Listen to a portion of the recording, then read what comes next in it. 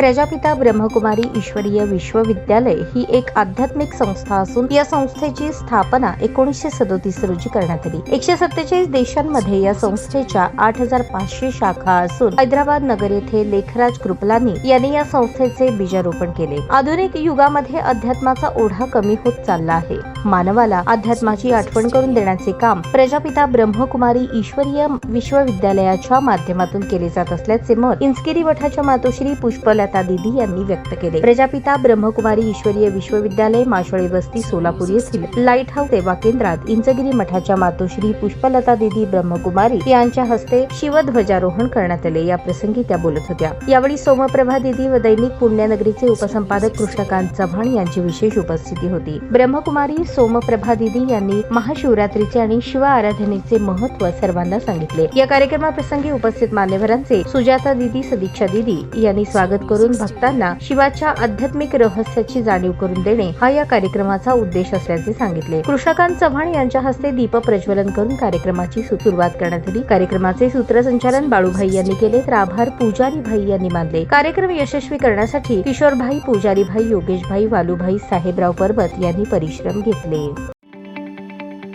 ताज्या बातम्या पाहण्यासाठी प्राईम महाराष्ट्र न्यूज चॅनलला सबस्क्राईब करा।